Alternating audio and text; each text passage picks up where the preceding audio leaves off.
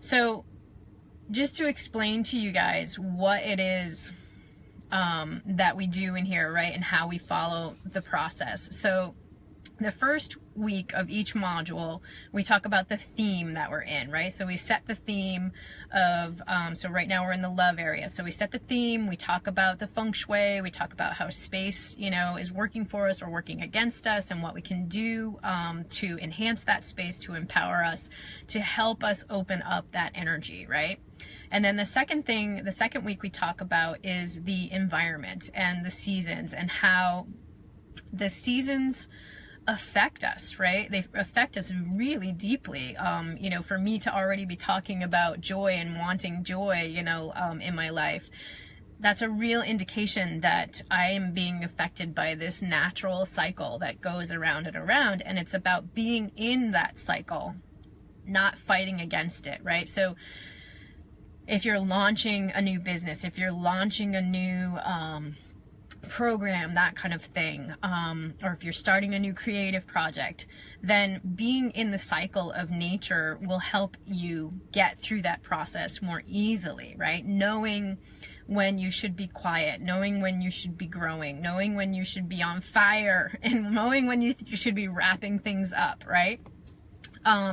That's when you're in that flow of nature, then you things come more easily. The flow of the universe is working with you, right? So you don't have to work so hard. That's the whole point, right? Is to not have to work so hard, to get out of that struggle mode that we all tend to be in, and to get into that flow mode of like where everything is finding us and helping us. That is the whole point of this. So if you think about it as a funnel, right? The environment is this big old top part right up here, right? So because it's got such a huge, massive influence, and then we, you know, because it's so widespread, it's the whole world, and it's the seasons. I know that's kind of hard to think about, but we're funneling down. So the next thing we talk about is a specific space that you can alter, that takes very little time to see how you can adjust it. You don't have to dive into the elements and all that kind of stuff. Like we talked about the bedroom, and opening up a space for, or inviting balance into your relationship, or calling in a new love into your life, and how you can do that, right? Specifically with those tasks. The time before that, we were in the fame area, and we were talking about opening up closets, right? And stop hiding your stuff in the closet, right? And opening up that world. So that's specific spaces. So we're talking about environment. We set the theme, then we talk about the environment, we talk about the space that's around us that we can control. Then we talk about our bodies, right? And our energy level, our physical beings, and then also our energetic selves, right? And how we can analyze what is going on in our world, and how we are setting ourselves up by feeding these limiting thoughts, and where that's showing up in our body, right? If we have heart palpitations, or we have stomach issues, as we go into fall, the stomach is affected, right? And so everybody's always like, oh, kids went back to school and I got a stomach bug. Well, it's because your stomach is actually at a weakened state, right? So that's another reflection, right? So what we're doing is we're using all of this stuff to reflect back at us what we are actually thinking in our heads. So you can see how it funnels down into the mindset piece, right? So we talk about the environment, and then we talk about our space, and then we talk about our bodies, and then we talk about our brains, right? And the thoughts that are going on in our heads. And each one of these layers helps us understand, by reflecting back at us, what we are actually thinking, what we are feeling, because our thoughts and our feelings become things. That is a scientific fact. So it's not mumbo jumbo, it's not woo woo. It is a scientific fact that we generate things through our thoughts, right? What we think manifests in our world physically. And so all of this reflection from the outside is coming down and looking at the inside so that we can actually see what we are thinking. Not what we hope we're thinking, not what I mastered that, years ago. I got control of that. Well, guess what? You didn't, right? And here's your chance to see where it's coming back. And then when it does come back, because sometimes when we get into that fear mode, those sneaky little self-limiting beliefs pop up again, right? When you do this work, it's so much easier to spot that self-limiting belief, that thought that comes in, sneaks in when we're in fear mode. Because believe me, fear mode doesn't go away. It's a part of our lives. But this is learning how to control it and to understand it so that you can just move forward with it, right? So when those things pop in, we have the tools to deal with them. We can pluck them right out and move forward, right? So that the fear doesn't stifle our ability to receive things in our lives, to receive that to manifest things in our lives, right? Manifest, receive, allow, it's all the same thing. You have to receive that, right? In order to welcome it into your life, for it to become a physical thing, to become the manifest in your life, right? So the thoughts are the unmanifest, and the manifestation comes from those thoughts, the physical world, if that makes sense. So it's all this funneling down to understand what it is we are actually thinking. And we talk about each of these areas of our lives because they're all interconnected.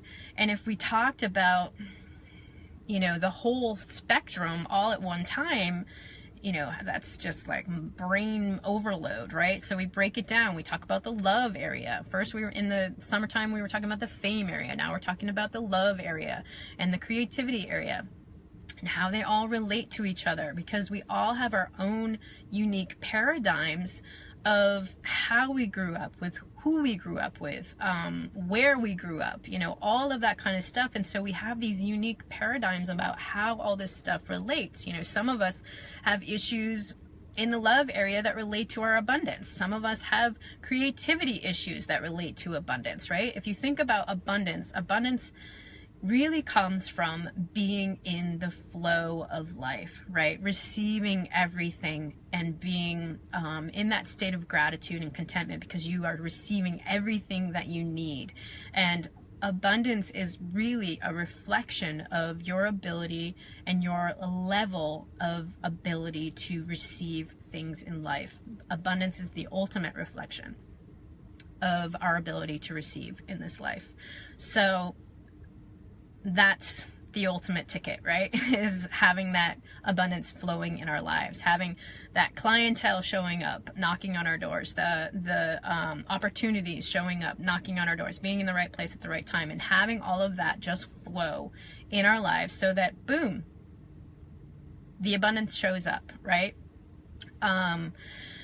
So that's what we are focusing in on. We're focusing in on where those thoughts are, which are right down in the bottom of the funnel, right?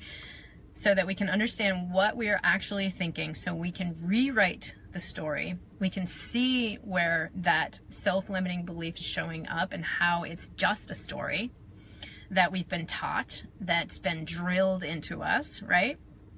And how we can flip it around, rewrite it, repave the grooves that have been, right? Carrie likes to talk about, Carrie Gavin, who's going to be doing some mindset work with us throughout this whole thing, talks about the grooves in a record. I think everybody's old enough to know what records are in this group. The grooves in a record, right? And that's what our brain is. It's those grooves that have been imprinted into our brain. And so what we're doing is we're understanding those grooves that have been placed in our brain, how they work, and then what we're going to do is pave over them and smooth it out and pave over them, and then put it back out into the world in a way that we want to have the most positive impact and effect, right? Putting out those waves of receptivity and abundance flowing and all that kind of stuff, right? And reworking those old stories. and recognizing when those old stories come up, how to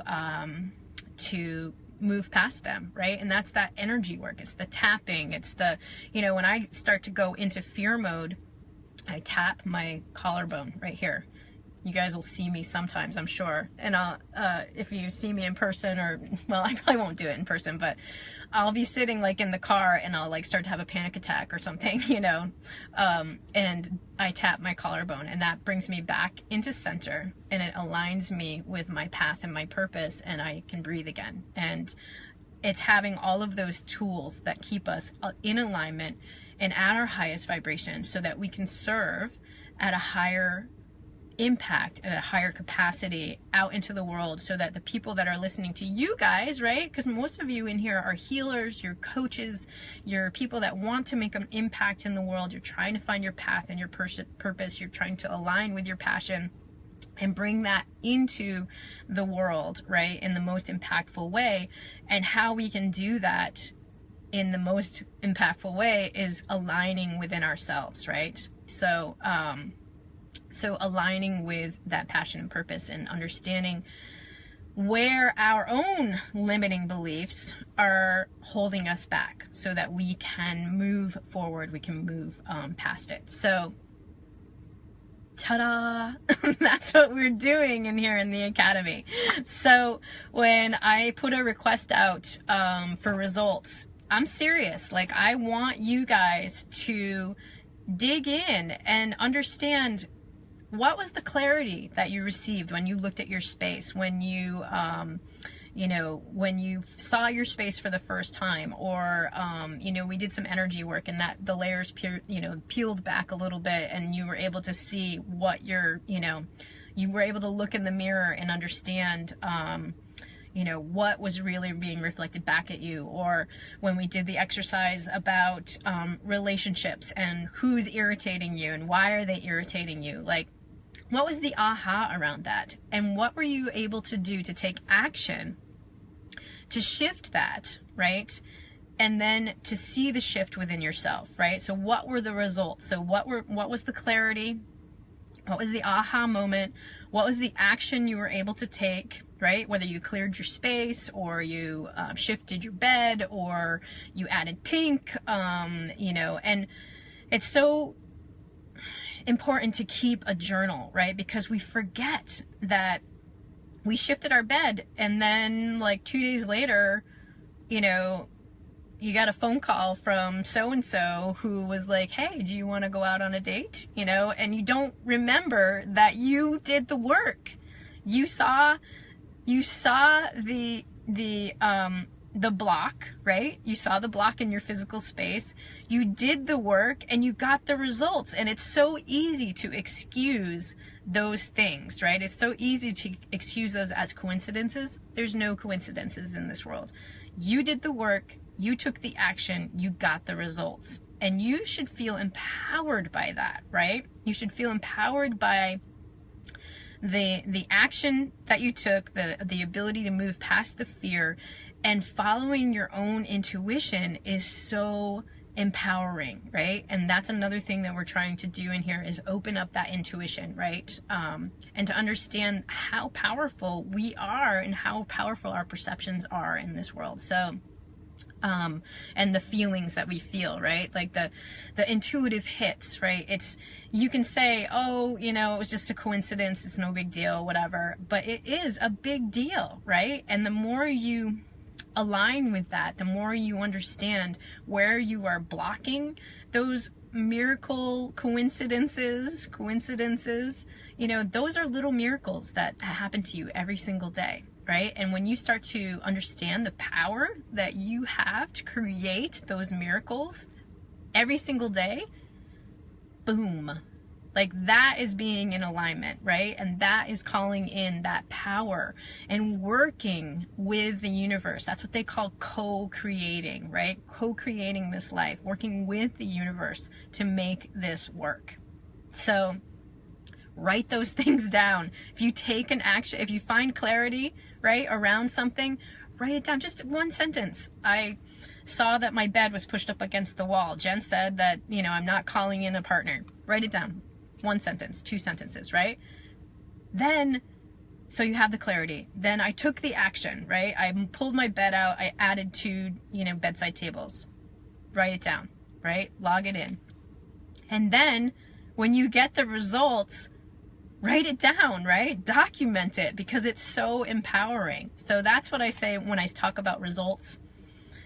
That's what we're trying to achieve here, right? And it may seem small, but the more you engage with that power, the more powerful the results become. So, whoo! Feeling good. All right. I hope that fires you guys up. We are heading into results and reflection week, so figure out those results and post them, because they're powerful. And understanding that you are receiving this information, you're receiving the results, can only grow the results. Okay, so we're growing the abundance. So take note of it and make sure that you are empowering yourself with acknowledging the results that you're getting. Okay. Okay. I love you guys.